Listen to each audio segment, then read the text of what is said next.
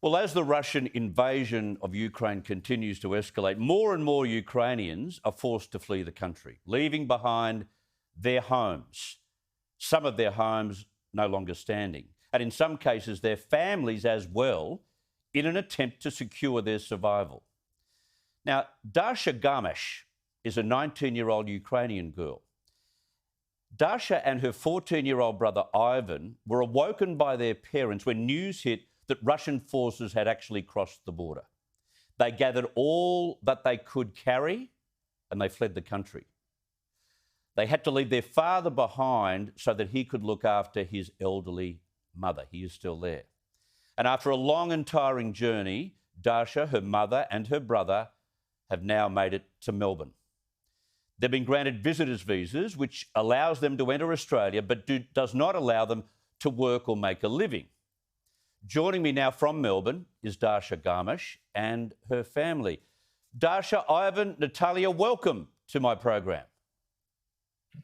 Hello. Good to see you. Now, Dasha, I'll direct my questions to you because I'm told that you have the better English. Is that right? Yes, that's right. Okay. Your harrowing story is the unfortunate reality for so many Ukrainians leaving the country. Can you explain what your journey from your home to Australia involved? Yes, actually, I want to start by saying that it was a nightmare, and I have only seen that before in movies about World War II, and I had to face it face to face.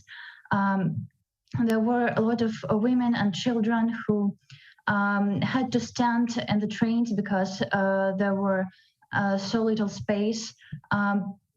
We couldn't brought a lot of things because actually those suitcases could the room was so important because people could stay behind because and it was a really hard journey. We had to leave to Lviv at first to go to Warsaw then in Poland. But actually the train that was supposed to go to Lviv only went to Ternopil, and it is a common case because the routes are always changing for trains like this. You must have been relieved when you were able to receive a visa that would take you to Australia. Yes, it is actually a tourist visa because it is the easiest one to get right now. You must have been very happy when that happened. Well, yeah, that's because we don't have relatives in some western parts of Ukraine which were not shelled and bombed by the Russian forces, and we don't have actually relatives in Europe. So Australia was our only option to evacuate. So you've got this visitor's visa, which means you can't work, receive Medicare or other benefits. How will your family provide for themselves? What are you relying on? Well, actually, we are quite lucky because we have relatives here. So, Right. but if we wouldn't have them, then I had no idea. Actually, right now we have everything we need. We have a place to stay, a place, food, and actually we can. I still work. I am actually working for IT company, so I can work with my computer, but it is actually not enough because the prices here are quite higher than the ones. It's a very expensive place, Dasha. You're exactly right. Your father stayed behind to look after your grandmother. Have you spoken to him in the last couple of days? Yes, actually, I spoke to him via Viber a couple of days ago.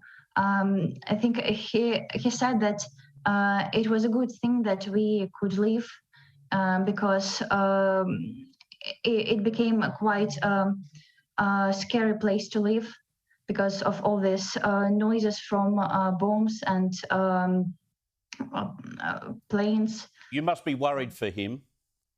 Yes, yes, of course. And my grandmother is also staying there.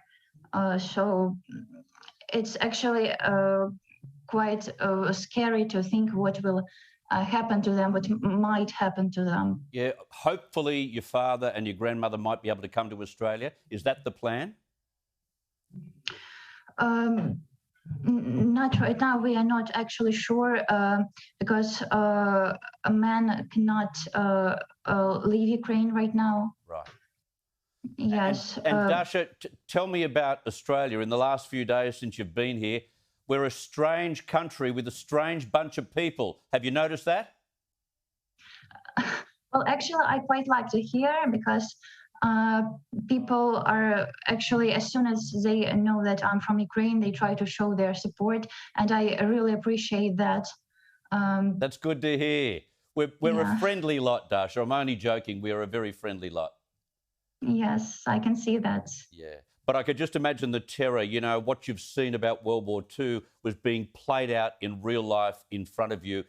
It'd be so incredibly difficult to get that out of your mind, won't it? Yes, of course it will, but we managed to get there, I can say that on time, because right now what is happening to my home city, it's just scary to watch. I follow the news there, and it's just, I'm shocked when So upsetting. It's so upsetting, I could just imagine. Yes. Dasha Garmash, and to your brother and your mother, thank you very much, and we welcome you to Australia. Thank you. Thank you. Thank you. How's that? And the fact that they have relatives here means that they can get a foothold, and maybe, I'm not sure of what the government will do with those on visitors' visas, whether they transfer as a refugee onto a working visa, where to from there. You just hope that we can, you know, incorporate them into our society and our workplaces and give them what they can no longer obtain in their home country. Terrible.